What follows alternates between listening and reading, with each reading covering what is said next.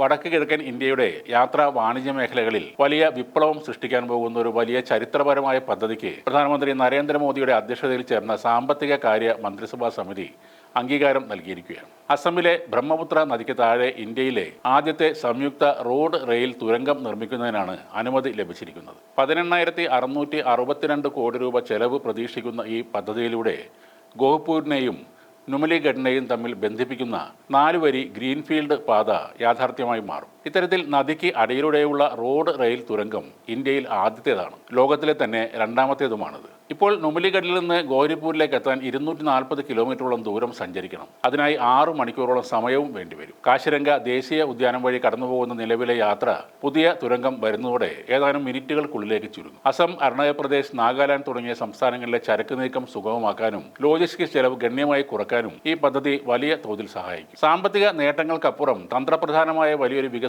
ശൃംഖലക്കാണ് ഇതിലൂടെ തുടക്കമിടുന്നത്. പ്രധാനപ്പെട്ട NH-15, NH-715 എന്നീ ദേശീയപാതകളെയും റെയിൽവേ ലൈനുകളെയും ബന്ധിപ്പിക്കുന്ന ഈ ഇടനാഴി 4 പ്രധാന റെയിൽവേ സ്റ്റേഷനുകൾ, 2 വിമാനത്താവളങ്ങൾ, 2 ഉൾനാടൻ ജലപാതകൾ എന്നിവയുമായും നേരിട്ട് ബന്ധിക്കപ്പെടും. ടൂറിസം, വ്യവസായ മേഖലകളിൽ പുതിയ അവസരങ്ങൾ തുറക്കുന്നതിനൊപ്പം ഏകദേശം 80 ലക്ഷം തൊഴിൽ ദിനങ്ങൾ സൃഷ്ടിക്കാനും ഈ പദ്ധതിയിലൂടെ സാധിക്കുമെന്ന് അധികൃതർ പറയുന്നു. വടക്ക് കിഴക്കൻ മേഖലയുടെ സാമൂഹിക സാമ്പത്തിക വളർച്ചയിൽ ഈ തുരങ്കം ഒരു നിർണായക നാഴികക്കല്ലായി മാറും. കഴിഞ്ഞ ദിവസം വടക്ക് കിഴക്കൻ മേഖലയിലെ ആദ്യത്തെ അടിയന്തര വിമാന ലാൻഡിംഗ് ഫീൽഡിൽ പ്രധാനമന്ത്രി നരേന്ദ്രമോദി C-130J വിമാനത്തിൽ ലാൻഡ് ചെയ്തതിന് പിന്നാലെയാണ് ഈ പുതിയ പ്രഖ്യാപനം വന്നിരിക്കുന്നത്. അത്യാധുനിക യുദ്ധവിമാനങ്ങൾക്കും ചരക്ക് വിമാനങ്ങൾക്കും അടിയന്തര സാഹചര്യങ്ങളിൽ ഇറങ്ങാൻ സാധിക്കുന്ന ഇത്തരം പദ്ധതികൾ മേഖലയിലെ വ്യവസായ വാണിജ്യ മേഖലകളിൽ പുതിയ വിപ്ലവം സൃഷ്ടിക്കുമെന്ന് ഉറപ്പാണ്. ഇന്ത്യയിലെ ആദ്യത്തെ നദിക്ക് അടിയിലൂടെയുള്ള തുരങ്കം നിർമ്മിച്ചത് കൊൽക്കത്തയിലെ ഹൂഗ്ലി നദിക്ക് കീഴിലാണെന്നും അഹമ്മദാബാദ് മുംബൈ ബുള്ളറ്റ് ട്രെയിൻ പദ്ധതിക്കായി ആദ്യത്തെ അണ്ടർ വാട്ടർ തുരങ്കത്തിന്റെ പണി നിലവിൽ നടന്നു വരികയാണെന്നും